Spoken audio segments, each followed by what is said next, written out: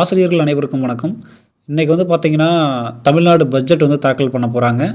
அதாவது நிதியமைச்சர் தமிழகத்தினுடைய நிதியமைச்சர் தங்கம் தென்னரசு அவர்கள் இன்றைக்கி வந்து பார்த்தோன்னா 2025க்கான தமிழ்நாட்டினுடைய பட்ஜெட்டை வந்து வெளியிட போகிறாங்க. இதில் பட்ஜெட் வெளியிடும்போதே சில விஷயங்கள்லாம் சொல்லியிருந்தாங்க. ரூபாய்க்கான சிம்பிள் வந்து எடுக்கப்பட்டு ரூபாய்ன்னு சொல்லிட்டு தமிழில் வந்து இன்றைக்கி கொடுத்துருக்காங்க இந்த வருஷம். ஏன்னா இந்த மொழி பிரச்சனையை வந்து கருத்தில் கொண்டு இந்த மாதிரி ஒரு விஷயம் பண்ணியிருக்காங்கிறதையும் சொல்லியிருந்தாங்க. அதே மாதிரி இன்றைக்கி பட்ஜெட்டில் முக்கியமாக நம்ம எதிர்பார்க்கக்கூடிய விஷயம் என்னென்னா, இந்த நியூஸ் ஆல்ரெடி லீக் ஆகிடுச்சு. நம்ம நியூஸ் கூட நேற்று பார்த்துருப்போம். தந்தி டிவியில் கூட செய்தியில் போட்டிருந்தாங்க. ஆசிரியர்களுக்கு கடந்த சில வருடங்களில் ஒதுக்கின நிதியை விடவும் இந்த வருடத்தில் வந்து நிதிங்கிறது அதிகமாக ஒதுக்கியிருக்காங்க அப்படிங்கிற மாதிரியான ஒரு நியூஸ் வந்தது. 50,000 கோடி ரூபாய் அளவிற்கு நிதி வந்து ஒதுக்கப்படுவதற்கான பாசிபிலிட்டிஸ் அதிகமாக இருக்குது அப்படிங்கிற மாதிரி நியூஸ்லேயே வந்து சொல்லியிருந்தாங்க.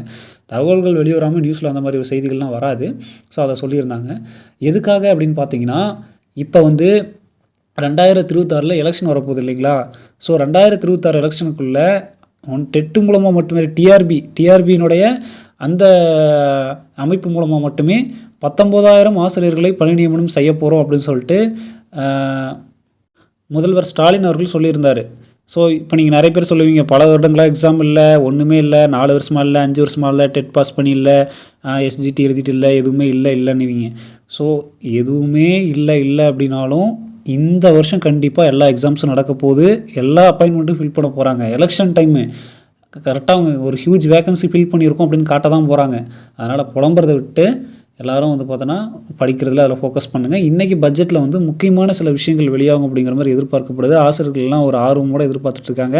50,000 கோடியில் புதுசாக ஏதாவது பட்டதாரி ஆசிரியர்களுக்கு ஏதாவது பட்டதாரி ஆசிரியர் பணி நியமனம் சம்மந்தமாக ஏதாவது வெளிவருமா? அடுத்து வந்து பார்த்தோன்னா எஸ்ஜிடிக்கு அடுத்து வந்து ரிசல்ட் இது மாதிரி ஏதாவது வெளியிடுவாங்களா? அதுக்கு ஏதாவது பட்ஜெட் ஒதுக்கி அதுக்கு ஏதாவது வேகன்சி ஏதாவது இது பண்ணுவாங்களா? அப்படிங்கிற மாதிரி பெருத்த எதிர்பார்ப்போடு ஆசிரியர்கள் வந்து காத்துட்ருக்காங்க.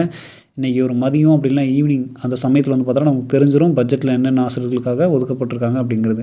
மேலும் இது குறித்து உடனடி தகவல்கள் மற்றும் அப்டேட்களை தெரிஞ்சுக்கொள்ள நம்ம சேனலை சப்ஸ்கிரைப் பண்ணி பக்கத்தில் இருக்க பெல் ஐக்கானை கிளிக் பண்ணிக்கோங்க. அப்போ தான் எந்த அப்டேட்டும் மிஸ் பண்ணாமல் பார்க்க முடியும். நன்றி.